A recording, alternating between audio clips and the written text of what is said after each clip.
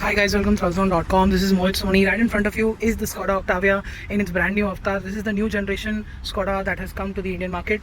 And let's quickly begin with the design. At the front you can see it's a typical Skoda here, but it gets a very LED treatment here which looks like a BMW to a very large extent, and that I think looks really nice, and Skoda has got their own distinct identity here. That continues with this butterfly grille which also looks really impressive, and going down it's also very nice, seamlessly done bumper with the fog lamps, and which is also doubles as a cornering lamp. And as you can see, there's front parking sensors as well. And as you can see, the paint is fantastic. It's glowing. It's got the right amount of bling that you associated with this car of this segment. And of course, the brand new car in black color, so it always looks great. And yeah, that is the rear of the car. Again, very angular, very nice. And the new tail lamps design also is sort of C motif shape, so it looks really impressive. So this is the other angle of the car in which it looks fantastic. It does look like an Octavia, but it also does look really new. I had a lot of Laura and Octavia previous customers come to us and saying that this car looks really fantastic, it's the right evolution, and we agreed to them because in the way the seat pillar has been done, the window kink is here, it's done. The new alloy wheel design is a much welcome move than anything else that has been previously seen in the Skoda group or in the Octavia or any other car that is being sold by the Volkswagen group. Very specifically Skoda though. And yeah, the bonnet has some really nice muscular lines. It's a very clean, nice design. Before we get inside, let's discuss the boot. Yes, that is a very massive boot, as always with the Octavia, almost 600 liters. As you can see, you can store a lot of stuff here, small things, and of course there is a lot of space for the huge stuff as well. You've got this big parcel tray. That's the electric tailgate button. You've got a reversing camera, reversing sensors. You've got sensors on the side as well, so that's a great thing as always. Stepping in the back in my own driving position, you can see got a lot of leg room, very good knee room. You've got AC vents here with fast charging ports below, and you've got a pocket here to keep the mobile phone. You've got pockets here to keep other things, and yeah, the AC vents have no blower controls or anything like that, but there's some space to keep some stuff here. As always, strictly 4-seater. Under thigh support is good. Back recline is excellent. Headroom is generous, but sadly there is no sunroof on this car.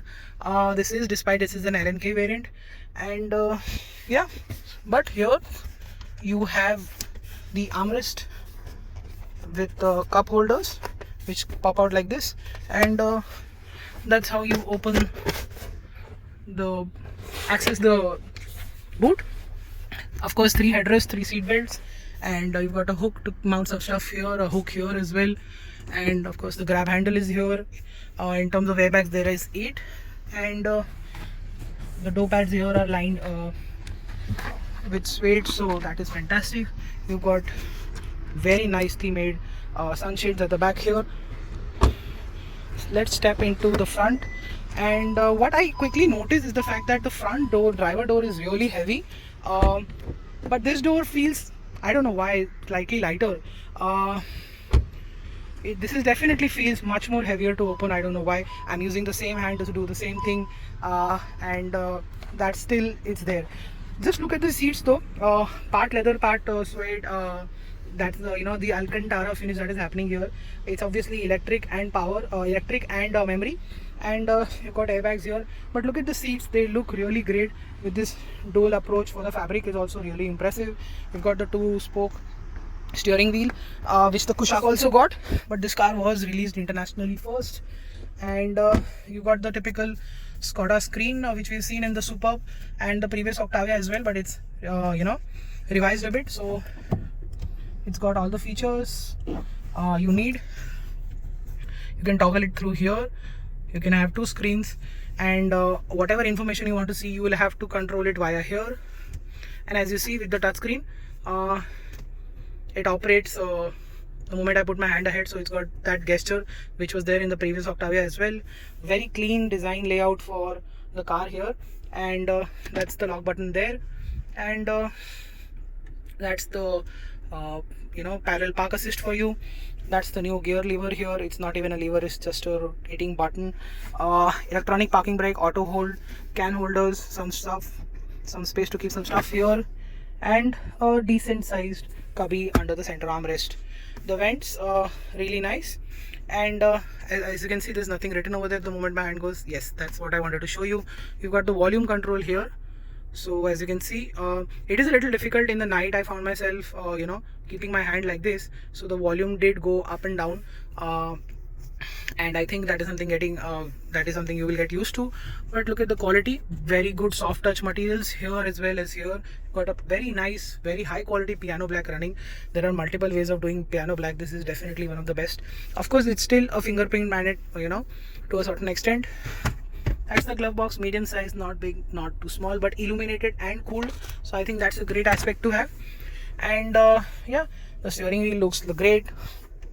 You've got nice sporty pedals here this time around, and as you can see, Canton, that's the audio system on offer with the car. It's a pretty good system. It's above most cars in this segment in the weight sound, so that's great. It's a really good system. It's fairly not a known brand, but we've always got to know it through Skoda itself. Let's go through the screen because I have some things to say about this. Well, this is a very nice screen and everything works really well, but I think with a screen this size and only with you can access it through touch is something would have been something an addition to or a dial or something like that here would have been great, just like any other luxury car, and because that's what the Octavia is all about. It's about attainable luxury car, and I think that should have been there because there's a lot of features here that you need to control. So these are the features here. Most importantly, let's get into the ambient lighting because I think it's a very good system. You can choose whether to have one color, two colors. So that's the upper color and that's the lower color, and then you can have the lower color up and the upper color here down, and you can change it like this. So I think this is pretty great. It's a very nice system to have, and it's got this notification system here, just like in any Android device. And most Skoda systems have been very much inspired by the Android system, and that's it. I think it's a pretty good. You've got you can choose via modes as well. There are multiple modes to choose from. So the brightness is full, and you can have race in red, and all of that done really well. And yeah, the seats on the passenger side are also electric as well as memory function, so that's a great feature to have. What I can not see is of course the sunroof that I told you about, and the menu system is also it's a little busy unit. It's takes some time getting used to. There's a lot of things to go through and you have to go through the touchscreen itself. And I think, like I said earlier, there was a need for the dial this time because they've also cleared up the lower half here really well. And yeah, navigation is not functional. You'll have to pay for it extra. And yeah, the sound system is good. And I told you that to add more things in the instrument cluster here, you'll have to go via here. And yeah, these new set of buttons, I don't know whether I'm a fan of this or not. And of course they are very nice to look at, and they work really well. And the other thing that I'm not a fan of is the AC system here. It's completely digital again. There's no knobs, dials, anything. You will have to press this button, shortcut button here, to gain through this, and then you have to go through smart AC, then you'll have to go through classic AC, and then you have settings here as well for the recirculation, which has to be on all the time. And that's the button so you switch it off. Okay, let's go to home and switch it off. So as you can see, I put it in race mode in the background lighting, and it's become red here, and the lights are seen here as well in terms of ambient lighting, so that is also really impressive.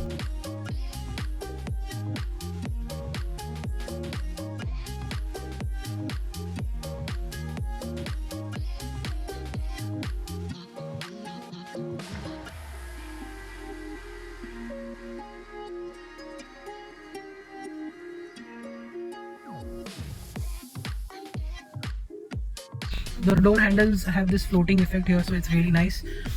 That's the grab handle. That's the new way of doing lights in the Volkswagen group of cars. So that's the fog lamp at the back and at the front, and these are the auto lights. And if I press this, you can see there is dip beam, side light, light switched off, and auto headlamp. So that's how it is. That's the fuel gauge over there, that's the temperature gauge over there, and that's the wireless charger with 2 fast charging points over there. And yeah, that is the interior. A very nice, very special place to be. It looks really good. I think it looks much better than any other premium luxury car above, because the way it's done, it has a character of its own in the way everything is done. It doesn't look like a copy of anything. I think that's the reason why the Skoda Octavia has always been a massive hit with the consumers. And yeah, so that's how the vehicle data looks like on this car, and that's the fuel efficiency there along with the tank range on offer. And if you go inside vehicle, you can see there is interior as well as exterior on this car. And going inside interior, let's go into the instrument cluster that I told you about. You can reset these things and you can switch it on off at the same time. Discuss the even better part where it scores really well, which is the driving. So we are driving the Skoda Octavia with the one petrol engine that is available with it, and it's made it to an automatic gearbox as well. Skoda has decided not to give a manual in the Octavia, and we know this 2-liter TSI engine quite well because we've driven it in multiple Skoda, VW, Audi cars, and this is the same engine. But how does it feel here? Because we know there is a bit of change that you experience every time with the same engine in a different car. So it's the same engine making 190 PS of power and 320 Nm of torque, made it to the fantastic, fast and smooth shifting DSG gearbox. And it's a front wheel drive car, of course, and Skoda Octavia has lost some weight in the new generation transformation. And what I can tell you immediately is that this motor feels very refined. It does feel like the, let's say, cars from the higher group stable, higher end of the group. And it's a very smooth, very refined motor, and it barely makes any noise. Of course, at the very top end, when you really rev it like this, it does make a very lovely noise. But at the same time, at lower speeds, let's say under 20 kilometers an hour, there's sort of a clatter that is associated with the Volkswagen group of engines. That's about it. That's the noise you're getting, because I'm cruising at 85 kilometers an hour. I can't hear the engine at all. I can't hear the road noise, wind noise, or tire noise, or anything like that. So it's a pretty nice cabin to stay as well, and that's part of the driving experience. Of course, it's really good. What is also impressive is the acceleration. It's just very smooth, very seamless.